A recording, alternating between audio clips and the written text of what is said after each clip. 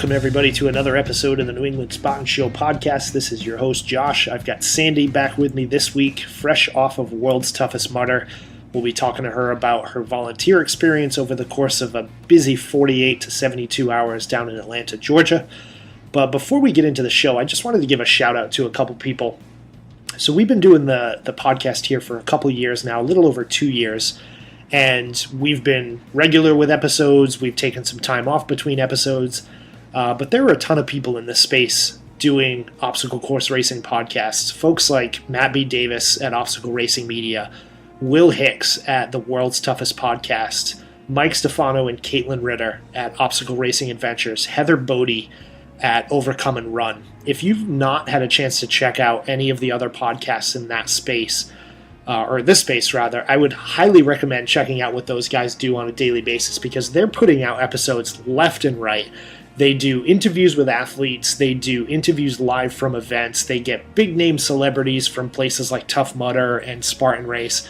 Ours is more of a conversational, chat about obstacle course racing, but I just want to give a shout out to those guys because they are just putting out a ton of content left and right, and I know we've had a hard time putting out some more regular episodes. I make a promise to you guys in this episode at the end that we're going to find some time to do this more regularly and talk about the greater obstacle course racing industry as well as what impacts us here in New England.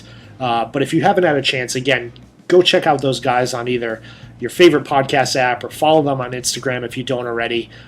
Spread the love throughout the community. And if you're a fan of our show, I guarantee that you guys will love everything coming out of Matt and Caitlin and Mike and Will and Heather's podcast. So I just want to give a huge thumbs up and a shout out to them for keeping me motivated. And that's it. So thanks to those guys. And away we go with episode 78.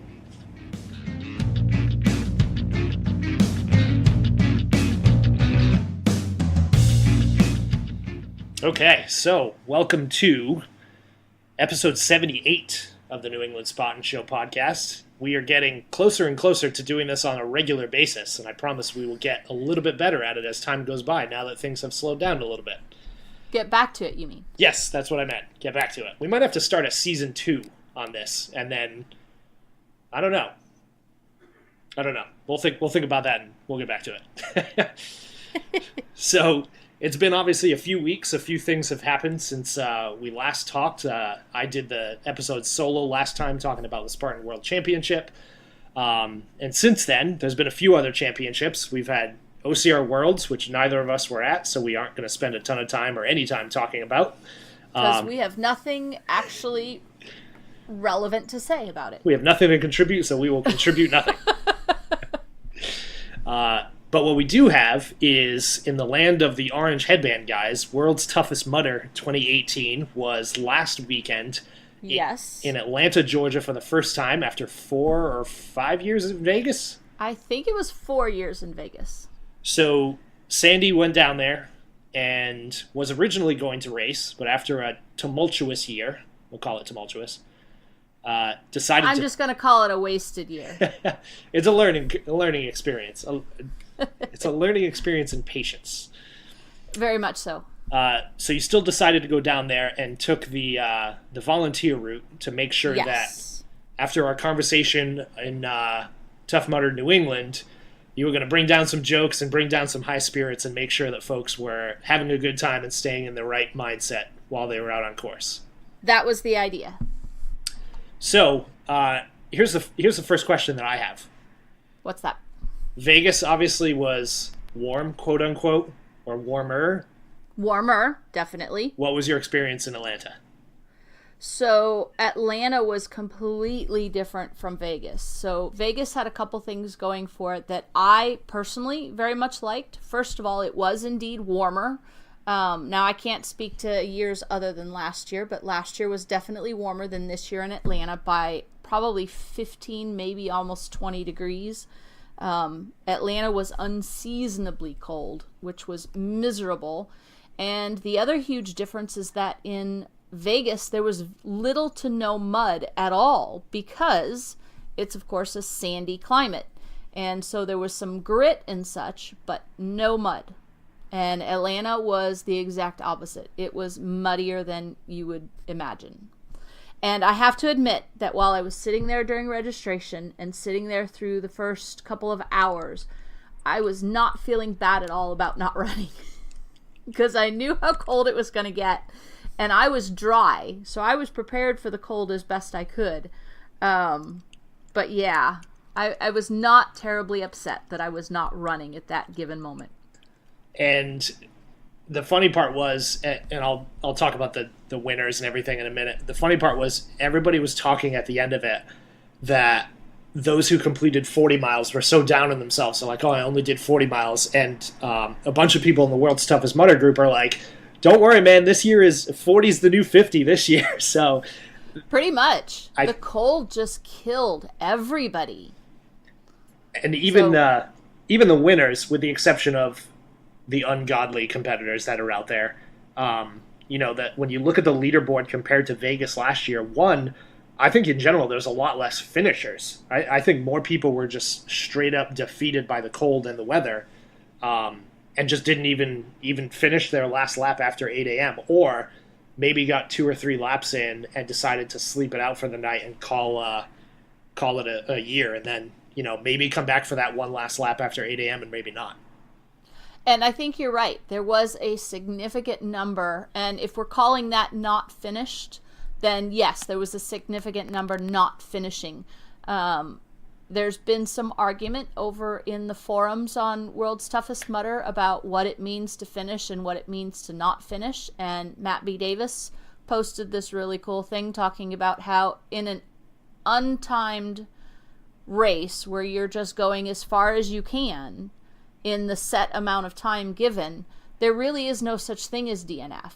There's did not start, which of course there's always some of those, but once you go out and you do at least one lap, you did at least one lap. So I think the arguments are pretty interesting, and if you're interested in that, head on over to the World's Toughest Mudder or do a search on Matt B. Davis and that will pop up.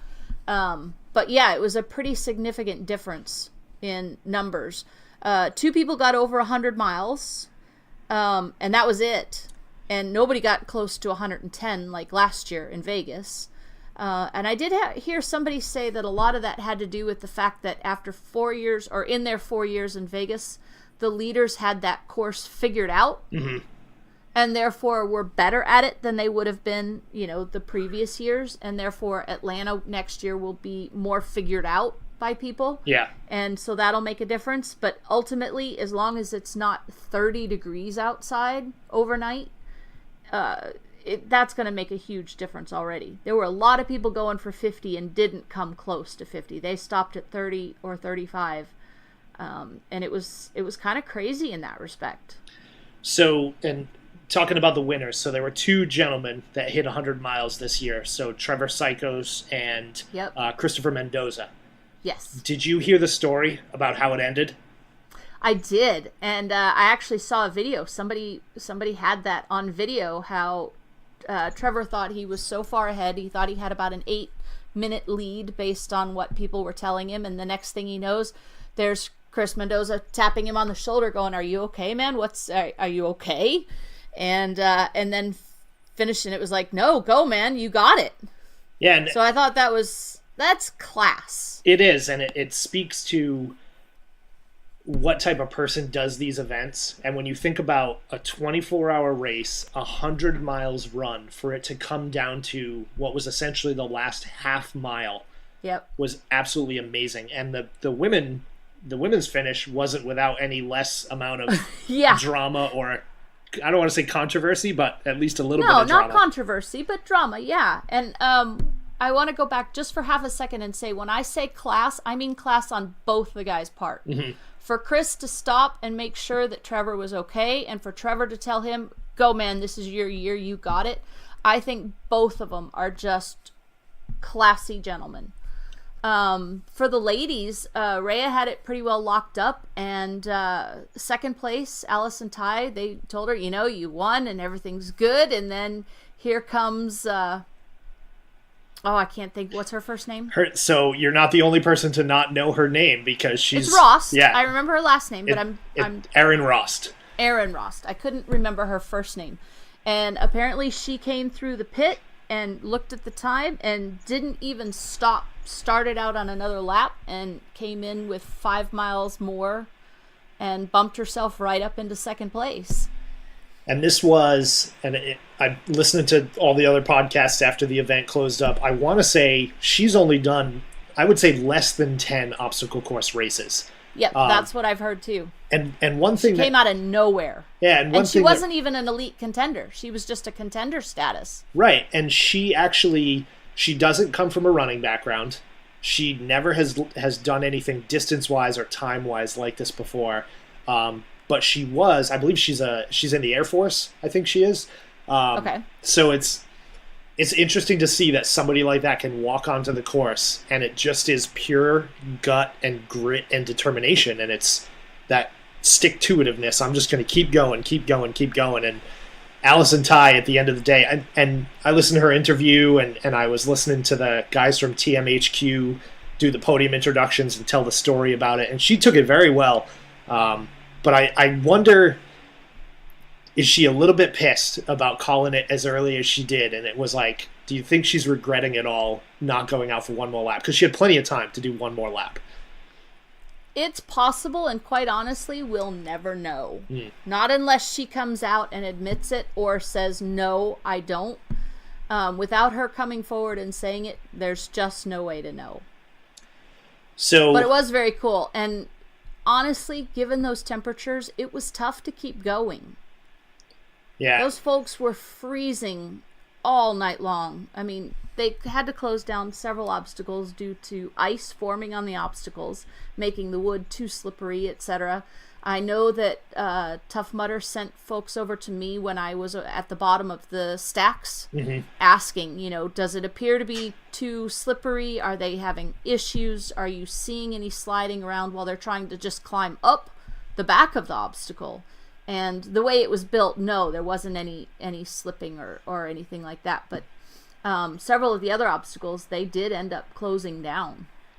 And it wasn't even just the people that were freezing cold, but their gear as well. Like some of the guys on the team event that hung their stuff while they were waiting to go on in their next lap, their gear was freezing, their bibs were frozen. We talked about Steve Russell, his hood was frozen, his cap. So yeah, that's had to be warmed up with warm water and kneaded back into pliable shape. So I think a lot of people are going to be out shopping for wetsuits over the next couple of weeks if they are interested in going to World's Toughest Mudder in 2019. But the funny thing is we'll get there next year and it'll be 75 degrees and there won't be any snow or ice in sight, hopefully. Oh, wouldn't that be great? I wouldn't mind. On the team side, the team coverage didn't get as much kind of pizzazz as it did in past years, I found. I didn't hear anything about teams. Well, the funny thing I saw when I looked at the final results, there were not a lot of teams racing, at least in the the competitive side of things. There was really one team, right? It was Ryan Atkins, Brian Gawitsky, Ryan Woods, and Lindsey Webster, which are about Lindsey's Angels. Yeah, the 4 best athletes you can possibly get in this. So it was very clear they were going to win and share the podium, which they did. They got 80 miles. The next closest team got 50. The team after that got 40. Will Hicks from the World's Toughest Podcast actually took 4th place, his team, I believe. So yeah, the team event, not as much hoorah around it, but I think it's a little tough to get into the team event when the main team you're competing against are the 4 most prolific athletes in our sport. So that's and I remember watching them go by every lap. I'd see Ryan go by, and then I'd see Lindsey go by. And I don't know the other 2 gentlemen on site, so I know that there was always the pairs running. So I knew it was Ryan running with someone else and Lindsey running with someone else. But I'm embarrassed to say that I don't know the other gentleman, but could see him coming through every time. Well, I am proud of you for knowing Allison Ty's name, so that's good. For somebody that doesn't claim that she knows a lot about pro athletes, that's a good name drop. So let's talk about the course a little bit. So you volunteered, you were there at 2 different stations. You were on course essentially the full 24 hours, right? Yes, that's exactly what happened. So I showed up and I asked them, I said, I would like to be on the same obstacle for all 24 hours. And they said, well, we would prefer that our 24-hour volunteers split half and half. go do one obstacle for the first half, and then we want to move you to the stacks starting at midnight. I said, okay, that's fine. So I started at cage crawl, and cage crawl was its own drama for the first little bit, and anyone who participated is going to chuckle at this or have flashbacks, because as soon as they opened it, it was pretty awful. I took a look at it, and it looked like there was a good 5-6 inches between the top of the water and the fence, and I thought, oh, this is going to be great, this is going to be easy, no problem. But just like Tough Mudder headquarters, I did not take into account the idea of displacement. And when 1 or 2 people went through, it was fine. But when you got 15 or 20 people in and that many bodies worth of displacement, the water was up within a half an inch of the fences. And people were freaking out, and it was awful. And luckily, Tough Mudder headquarters, they were there on site. They had us lifting up various fences. They had us telling people to go in one versus the other. Because they did have 2 separate pits, because obviously you need enough room for people to get through and be able to pass if they're coming through on a contender lap and they need to get around. So they had us doing that, and they had the truck there, and they were draining off some of the water pretty quickly. Mm-hmm. But that whole first lap really, really freaked a lot of people out, and I can't blame them. It was high, and it was crazy, and it was frantic, and people were trying to rush through, and it was crazy. So kudos to Tough Mudder for being on the ball and watching it and allowing us to react. And then the rest of the day, everybody was like, oh, this is so much better. Thank you for emptying. And I was like, I'm going to take full credit for emptying the water, because that was me. Not really. Well, it's good that they didn't fill it up all the way right off the gate, because imagine if they had topped it off completely and only left that 1 or 2 inches, and then everybody jumps in and you're completely underwater. Yeah. You wouldn't have been able to do it at all, because it was 8 fence panels long, and it just would not have been possible. So I do feel bad for the people that were there, because it was awful. So then you move on to the stacks, which is essentially the Atlanta, Georgia version of Vegas's cliff. So the cliff in Vegas was a 30-foot cliff jump. 35-foot cliff jump. And this year in Atlanta, they build the stacks, which are shipping containers. And I believe they topped the 35-foot. 5, but no, it had to have been taller than that. Well, it was 4 shipping containers high. I look at it, and to me, I'm going to call a shipping container 10 feet. They were about 9.5 feet tall each. Yep. Plus 1x16 or 2x16 at the top for a platform. Yep. Plus the 2x4s for the platform itself. Plus a 2x8 for the actual jump off platform that stretched out over the edge, and then the water was about a foot below the ground level. Mm-hmm. So when you add it all up, I'm guessing it was around 41, 42. So what would you say was the percentage of folks that jumped versus didn't jump, just off the top of your head? That changed. When it was dark out, it ranged from 90% skipping it and 10% going off to about 50-50, depending on when you were there. No more than 50-50. But then once the sun came up, I got moved around to the front side, and so I didn't see how many people were skipping it. I only saw the people who were jumping, and there was never a line to jump. You never had to wait on someone. They had 4 platforms, and if you wanted to go, you could go, and there was no waiting. Well, it seemed to me, just watching the coverage and the recaps, that there are 2 types of people when it comes to that obstacle. It is the I can't climb this fast enough and jump off this because I absolutely love this, and there's the hell no people that just go by it. So did you notice anybody like waiting up there for like a ton of time? Oh yeah, there were a couple people who half an hour. And as far as I can tell and what I remember, only 1 person, maybe 2, ended up backing off and not going at all. The rest of them finally got the nerve to step off. And then you had Joel Forsyth doing a gainer off of it. Just walk and then backflip, just casually. And I heard a couple of people go, oh, he had to have done that in his first lap. He wasn't doing that in his last lap. And I was like, no, actually, he did it on his last 2 laps. He didn't do it before then. So, nice try, but no, he did. And one other guy did a front flip off, but the rest, everybody just kind of did a step or a jump, and I'm assuming it's a heck of a drop. Oh yeah, it's substantial. And in Vegas, because you're jumping into Lake Las Vegas, essentially, you've got the boats there, you've got first aid and kayaks and everything. So I assume, and I didn't see any of it on video, but I'm assuming they had medics and everything right there outside the water. Yes, there were 4 lifeguards there, plus 1 or 2 at all times in full gear. They didn't stay in the water, but they were sitting right on the edge. And it was a fairly, unlike Vegas, where you had to swim a bit of a distance. So you jumped in and then it was a swim across. Mm-hmm. Here you had to swim across, but it was fairly short. So the lifeguards could get to anybody in a fraction of a second. Any epic belly flops off the thing? No. We did have a couple people not hit straight up and down and complained about, oh, that hurt my feet, that hurt my butt, that hurt my back. One of our teammates, Leah, fell off and smashed her face pretty well into the water and came up with a bloody nose. I read her post that she was leaning too far forward and she was clapped the water. And if you look at her pictures, you can see how far forward she was leaning. And it was, she hit with her face pretty hard. So it is something where you do want to land properly, because otherwise it is going to hurt. And people landing with flat feet, complaining about it, going, it's just like a jump onto concrete at that height. Ugh. And, it just reverberating all the way up your spine.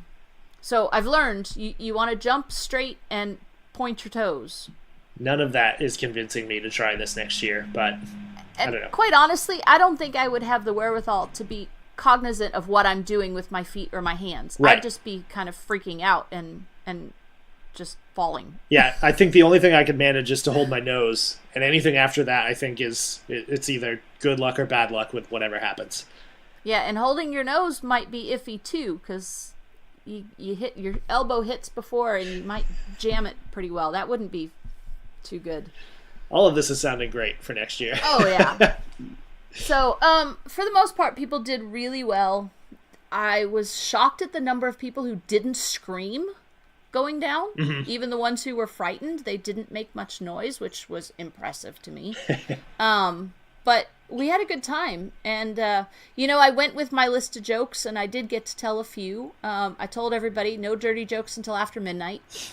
So a couple people came back going, okay, where's my dirty jokes? And then, I was at the back of the stacks for the first half from midnight until about 5:30 or 6 a.m. And then from that point on, I switched out to the front. So I didn't get to tell as many jokes as I would have liked and help people out, but I did get some. I had one guy, so the joke was a fairly simple one. How do you get down off an elephant? How? You can't get down off an elephant. You only get down off a duck. So a groaner. Yeah, it's a dad joke. I know that. But he was like, I don't get it. I said, well, just think on it a little bit. You get it. You'll get it. And I swear he came back an hour and a half later after doing a whole nother lap. And he said, okay, I've been thinking about it for an hour and a half. I still don't get it. You have to explain this to me. And in that guy's justification, Sandy told me this joke last night at dinner, and I didn't get it either. I don't know if it would have taken me a full hour and a half and 5-mile loop, but... You're also not freezing cold. True. You're also not 8 or 10 or 12 hours into this grueling event. He had every right, and I'm not giving him a hard time. I did find immense humor in the fact that he remembered and came back and asked again. I just thought that was really cool. Well, he's like me. That's one of those things where, like, if you don't know the answer to something, you have to find it, or it will eat away at you. Absolutely. Until you know it. So I thought it was pretty awesome. He kind of made my night, honestly. And then at the banquet on Monday, a couple people gave me a couple of new ones for next time. Because I swear, after Boston, I have not been to a single event where at least 1 or 2 people have come up to me and said, where's my joke? So now apparently I have to keep a joke on standby at all times, because otherwise I'm like, because I'm really bad at jokes. That's like walking up to a comedian being like, oh, you're funny? Tell me something funny. Go. No. Yeah, and it doesn't work that way, because I'm not funny. And I know that. I'm aware of that. People, well, how do you remember these jokes? Well, I said the same one for an hour at a time, and I had a list that I worked on for a month and a half. And it was saved on my phone. So only a couple people got all the way through. And Facebook Live was there. One of the Tough Mudder folks was there at the stacks. Guy's crawling out of after jumping off the stacks, he's coming out of the water and he goes, "Where's my joke?" And I was like, "Not on Facebook Live. Come back again next round." So he came back on the next round and he's like, "Okay, nobody's filming and now I want my joke." So at the brunch, so for those that don't know, after World's Toughest Mudder, it's on Monday, right? The brunch is on Monday, yes. So after World's Toughest Mudder, everybody, well, not everybody, but most people will go to this brunch. It was at the Atlanta Convention Center this year, right? Yes, and not most. I think they had tickets for around 500 or 550 people, and there were 1,200, so 1,200 competitors. So they bring in, obviously, the podium winners. They do the podium announcements for any of the folks that get 100 miles. They get these orange jackets, similar to like the green jackets that the pro golfers win at the Masters, but bright orange. So Chris Mendoza and Trevor Sykos got theirs. They do the podium announcements. Trevor already had his. Already had his, right. So they do the podium announcements, and then they did something this year, and I was watching it through Will Hicks's Instagram Live. So they did something this year where they talked about bad ideas they've had in the past. Yes. And it was great to see them essentially laugh at themselves and to hear the crowd agree that the bad ideas they had in the past were very bad ideas. The one that got, I think, the best reaction was the double 5-mile loops. Oh, they brought up that slide, and a groan and a boo kind of washed over the crowd. So they announced... It's pretty safe to say that not many people like the double loops. Yeah. So they're gone. They're gone. They're gone. And I think that's the best thing a company can do is acknowledge the fault, fix it, and then do it in a way that gets the crowd right back on your side. So that was one. What was the other one I saw? Was it... this was before my Tough Mudder time, because I've only run a few. Did they have an obstacle where you had to eat a hot pepper? Yes. So explain that to me. So this was in their very first year, I believe, and I never had to do it because thankfully I wouldn't have, because that would have killed me. I'm a spicy wimp. And I can't remember if you actually had to eat it or if it was like Arctic Enema where they had the water filled with all the broken open chili peppers, and therefore if you had any kind of cut or scratch or you got it in your eye or anything like that, because they were showing a picture of a dumpster filled with these hot peppers. But then I think there was also like a table. You had to eat it. Yeah, I think there was a table right next to it, and I think people had to actually eat the pepper and then go into the dunk wall. Into the water? Which is ridiculous and a terrible idea, and I'm glad that they got rid of it. I think that only lasted one event. Because I did May of 2011, and it was not there. They also talked about humpback, which was a lot like beached whale, but instead of starting on land, you started in the water, and that was universally panned. And then they talked about the idea of no finisher t-shirts, which didn't even last but one or two events. Yeah. And for good reason, because if you think about it, where is their greatest marketing potential? Right. It's with something that you're going to wear out in public. Exactly. People wear their Tough Mudder finisher t-shirts, and then they kind of are available. If you wear one, you know that somebody might ask you about it, whether they've done one before and you're now their pal, or whether they're thinking about doing one and they want to ask you a question. But that's the biggest thing that any race company has going for it, I think, is the finisher shirts. And there's one other thing that they have not been known for, and that's medals. And it appears that they're going to start bringing medals to some of their events next year. That's what I'm hearing. Now, I have not exactly figured out what events or where the differentiation is going to be, or if it's going to be all or part, or I'm kind of lost when it comes to that part, because I'm not really sure how to interpret what they said. Yeah, and I haven't really read into who's going to get them. It sounds like they're going to do it for the competitive events, and I think the headband for them still has to stay, and I think that has to be their first and foremost reward. And the headband is very polarizing. There are people that love them, and there are people that are like, what the hell do I want with 32 headbands? Right. Well, headbands weigh a hell of a lot less than the 32 bloody medals that I have, and I do very little with those. Not to say that I would wear a headband out in public or at the gym or anything, but it's, different strokes for different folks. Oh, you wouldn't wear it to your 5K? I probably would. That still humors me when I see people show up to a local 5K wearing a Tough Mudder headband. But then again, I wear my Really? Tough Mudder shirt or my Spartan shirt to a local 5K, so I don't know. The other thing that they announced, a couple other things they announced, new format for the Toughest Mudder events. They're going to be 12 hours now. Yes, 8 to 8. So I'm assuming 8 p.m. to 8 a.m.? Yes. Okay, because I know they did one event this past year that was in the daytime, an 8-hour, and everything else has been overnight. Yep, and those were 12 to 8 because they need to be able to do it after the Saturday is done, but before the Sunday gets ramped up, and usually Sunday the first heat is at 10. Mm-hmm. So if they finish at 8, you've got the time lapse or the buffer time where you're allowed to finish by 8:30. Yep. You get that extra half hour. So 8 to 8 makes total sense. And they've announced where they're going to be. So I have the list here right now. So I'm going to do a real quick read through of where the 4 toughest events are going to be in the United States. Sure. So the East Regional is going back to Philadelphia, where it was in 2016. That's going to be the weekend of May 18th and 19th. Then the Central Regional is going to be in the Twin Cities, July 13th through 14th. The South will be in Dallas, September 21st and 22nd. And then the West Regional will be in Las Vegas, October 19th and 20th. Hell, I'd love to do Vegas again. Again, no mud, and October, Yeah, it's a good time to do it. Yeah, it's not too hot, it's not too cold, so that would be good. And then their final announcement, World's Toughest Mudder returns to Atlanta in 2019. Yes. I don't think anybody was really surprised. surprised. Nobody. Yeah. So overall, though, how do you think the event went in the new location?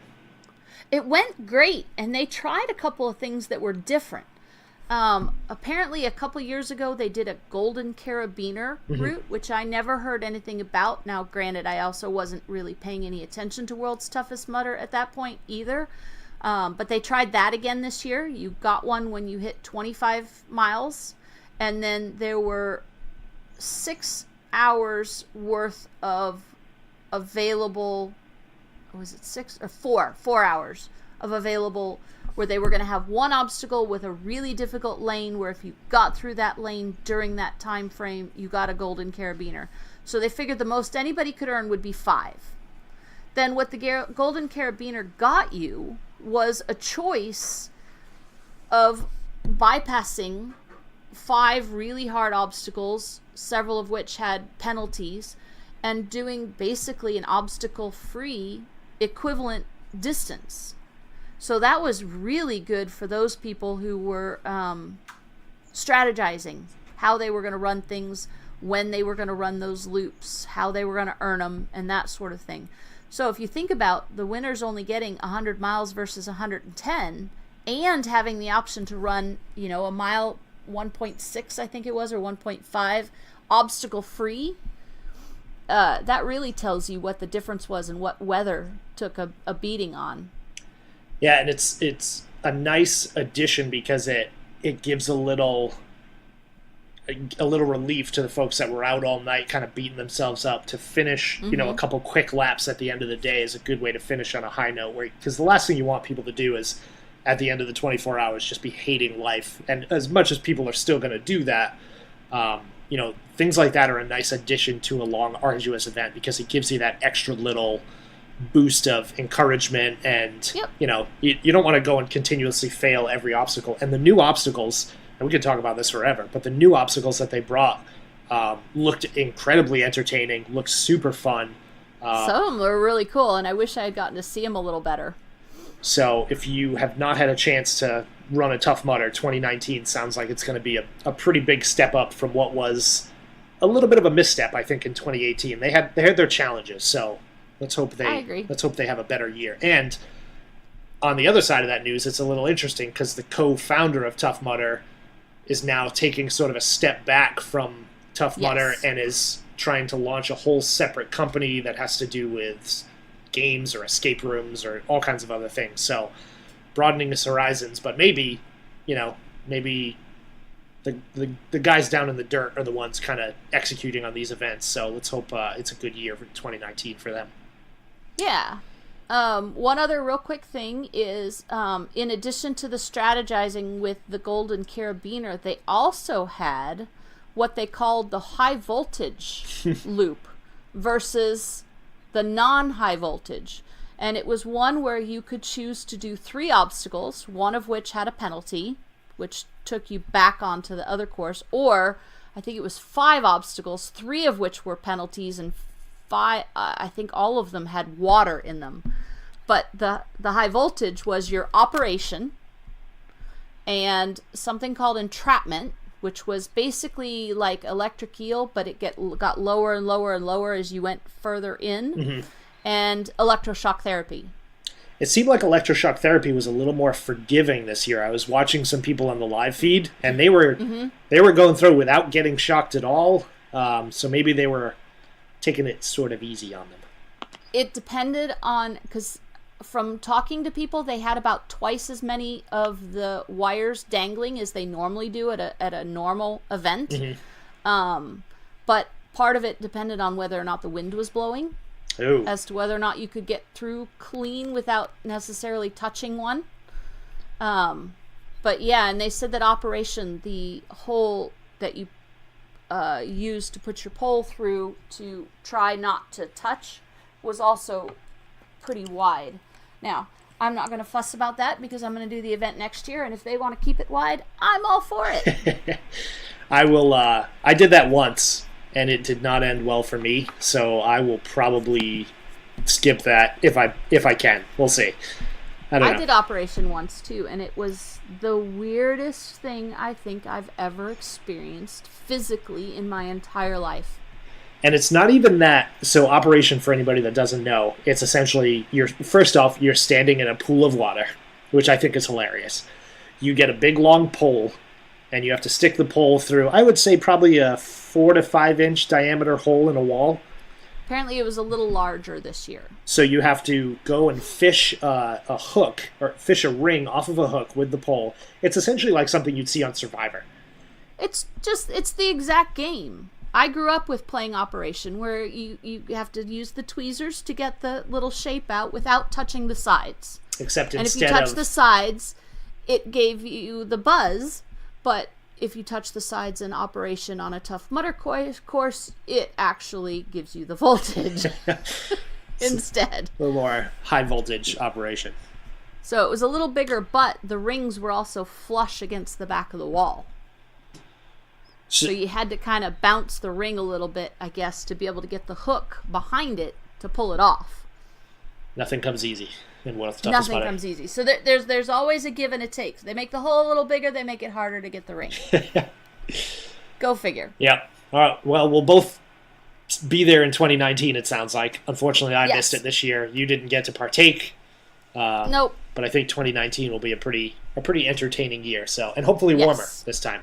Oh, God, please.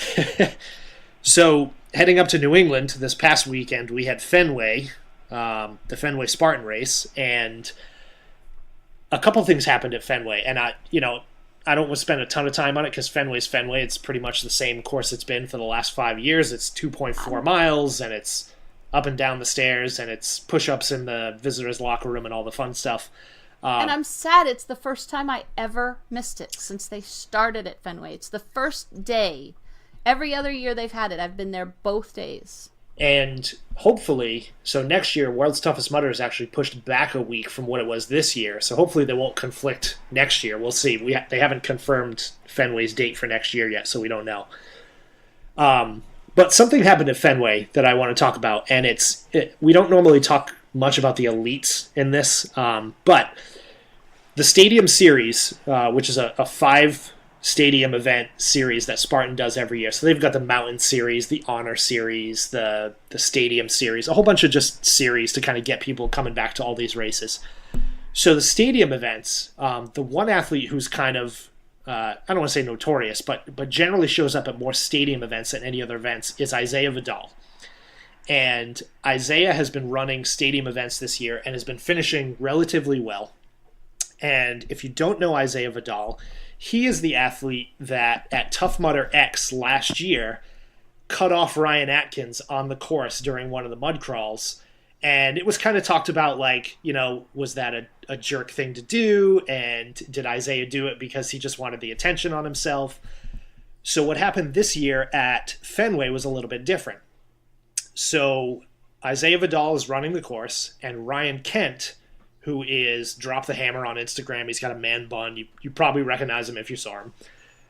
Was also running, and they apparently were running at one of the parts of the course where it's split. So, for instance, in the stands, you could run side by side with a competitor, but be in a different lane of seats, and then it merges together.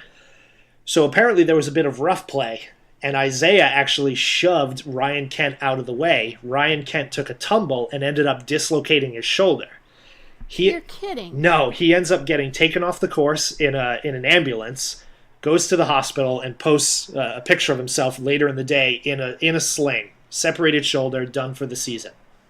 Oh.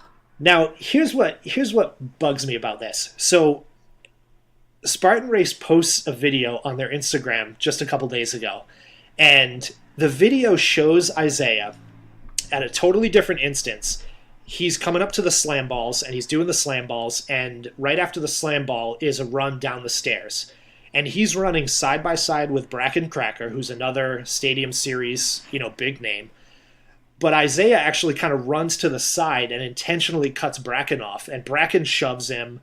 And Spartan Race is kind of playing this up like, look at all this jarring that's going on in our race. There's a little bit of, horseplay going on. And the video at the end is Isaiah going, oh, it was a great day. Little bit of rough play out on the course today, and gives this kind of, annoying little smirk to the camera. And then, meanwhile, you've got Ryan Kent, who's now done for the year, and as an obstacle course racer, to have a dislocated shoulder, that's a recurring injury that can happen for years. And then you've got other competitors. Ryan Woods actually chimed in on Instagram and said, hey, Spartan, it looks like you're glorifying rough play on the course. And it turned into this big, massive thing. And the rules say specifically, no impeding another racer's progress. If you do, it results in a disqualification. No shoving or physical contact with other racers. If you do, it results in a disqualification. So it turned into a little bit of internet drama. I guess for a day or two, but I think the polarization between Trevor and Christopher Mendoza at World's Toughest Mudder, right? $10,000 on the line. These guys battle it out for 24 hours. A guy who is trailing runs up from behind, and Trevor tells Chris, you've got it, man. It's yours. Go.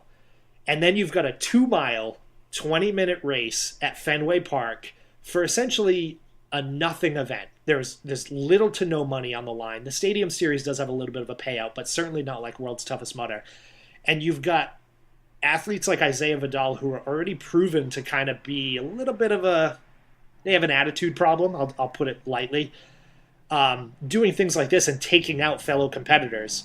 And I chuckled because I look at, on the same weekend, you've got this great story of sportsmanship and camaraderie, and then you've got a story about this guy who winning a 2.5-mile race means more to him than anything else, and he will physically take out anybody in his path.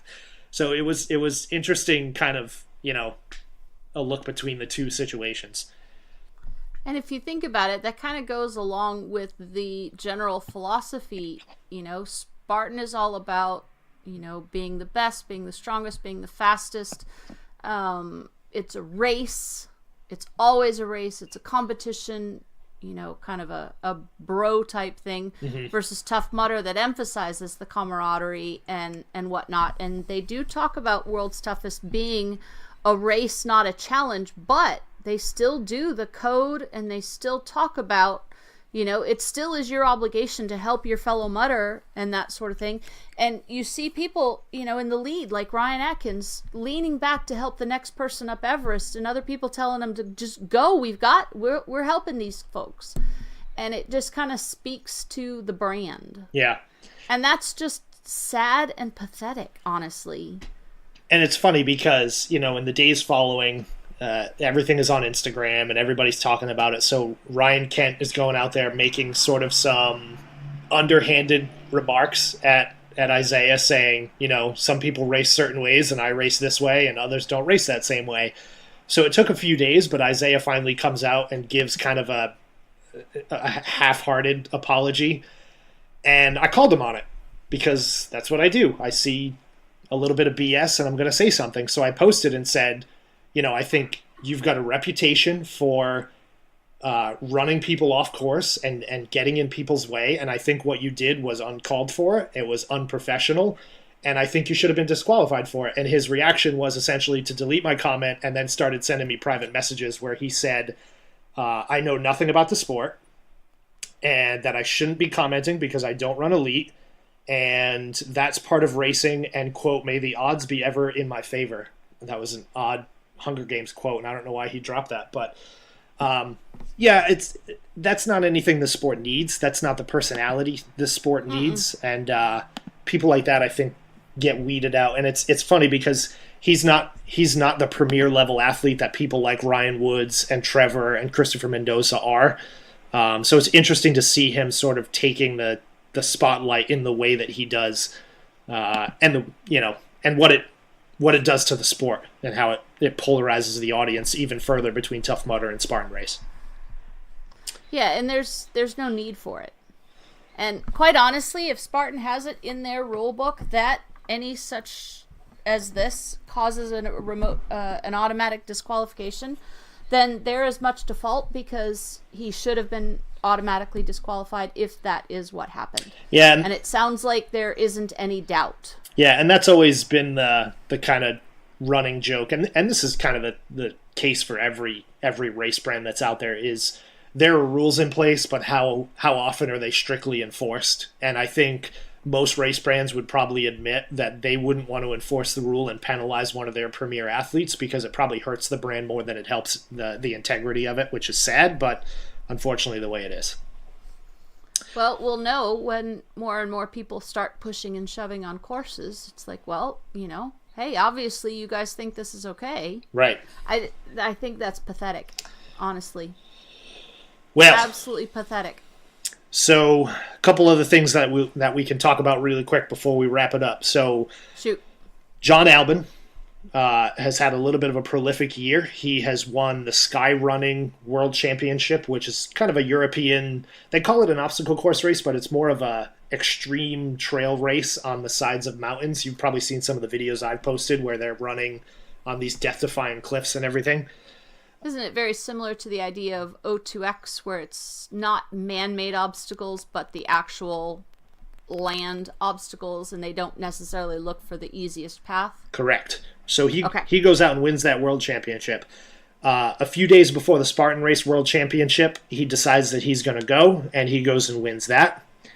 And then Obstacle Course Racing World Championship, a little under a month ago, shows up, wins the 15K, and is now essentially the most prolific racer in our sport. So, earlier this year, Spartan announced that they were going to give a $1 million purse to anybody who could win the Spartan Race World Championship, the Spartan Trifecta World Championship in Sparta, Greece, which he just happened to go and win, and now the Iceland World Championship. So, he is essentially one win and 100 miles away from pocketing $1 million.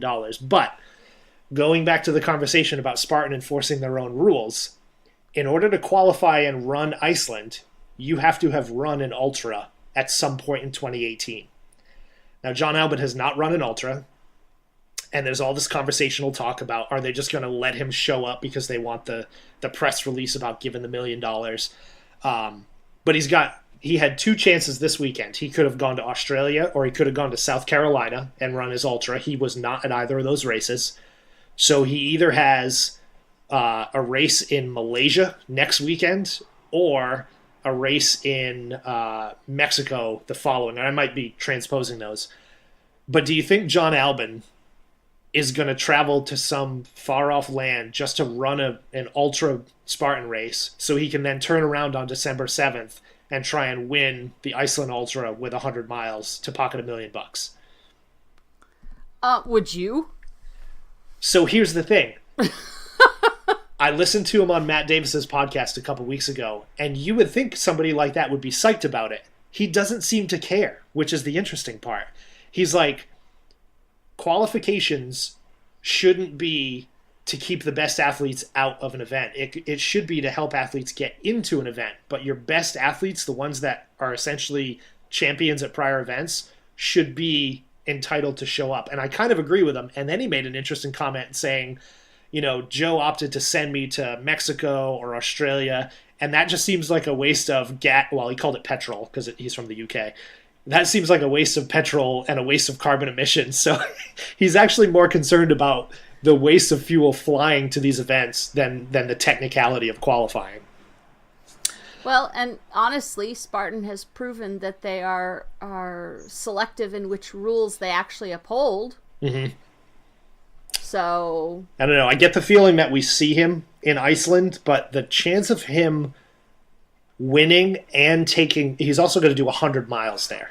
So 100 miles at World's Toughest Mudder is one thing, but 100 miles at a Spartan race where you don't get to pass any obstacles and you've got bucket carries and things like that, it'll be interesting. I think they're going to do everything they can to get him to show up. Joe even offered to pay for his accommodations and pay for his flights and pay to get him to an ultra to qualify. But for a guy that's essentially like 5'0" 100 and nothing pounds, for him to do that kind of feat, if he does it, it's amazing. And I predicted earlier in the year that nobody was going to do it, so he may prove me wrong. But it's probably the best PR thing Spartan has going for him. And they've been doing all kinds of videos saying he's now the only person who can do it. But I think they're hoping that he goes because, if anything, they need people to show up at Iceland. They need people to pay attention because they've been struggling to get people there.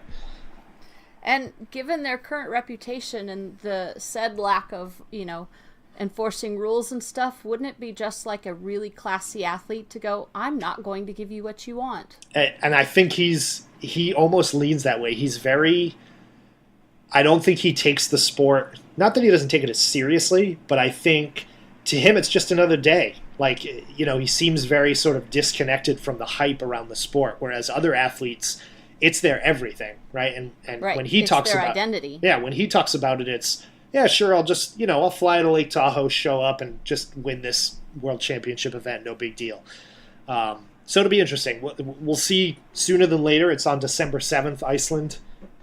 So he may be there, and there's going to be a lot of people there that paid full price to get there, and then there's a whole lot of people that were given a free entry just because they happen to be at a Lucky Ultra a couple weeks ago in Dallas. So it's been an interesting conversation, Iceland, all year. So I'm wondering what the experience is going to be like. I'll be watching it from my nice warm home. I'm certainly not going to be there.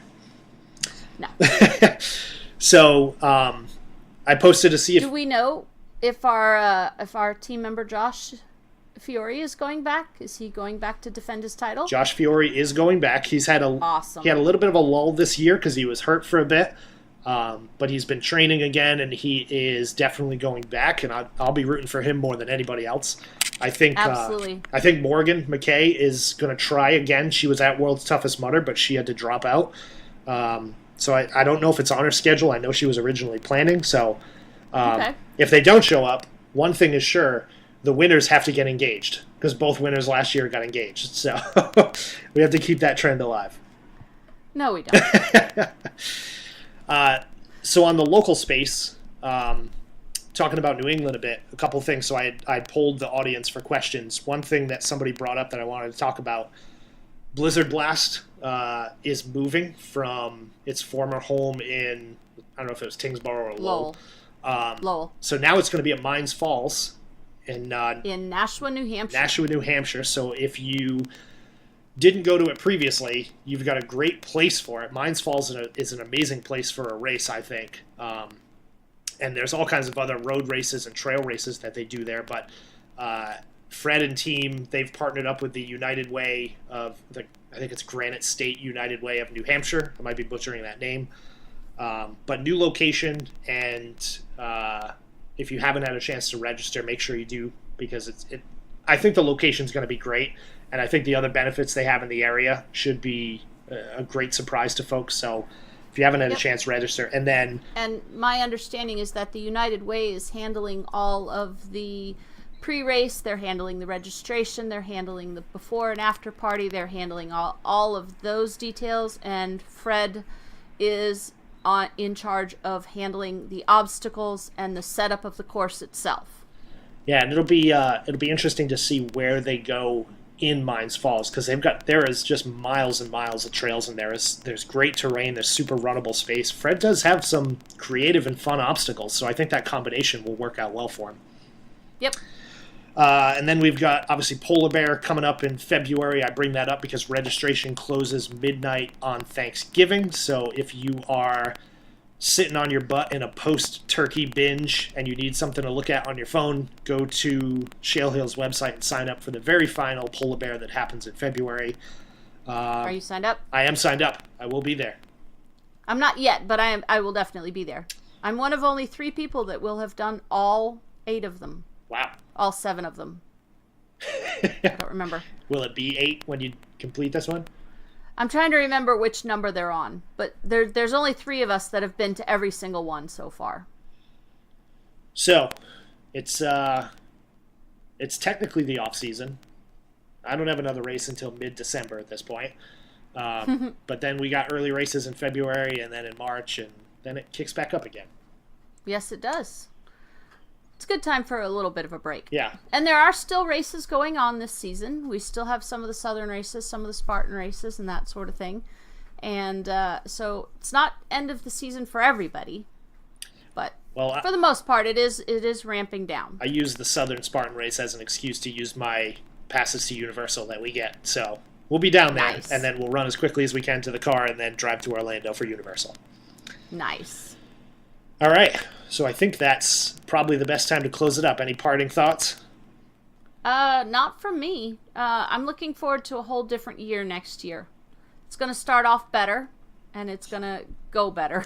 Yeah, maybe if it's snowing and icy, knock on wood. Don't go shoveling anytime. Leave it to Vince this year. No, all I was doing was getting the mail. Oh, that's right. I wasn't even shoveling. Okay, well, let Vince get the mail too. Yeah. All right, we will see everybody soon, and I'm going to make a final promise if everybody's stuck in for these 55-plus minutes.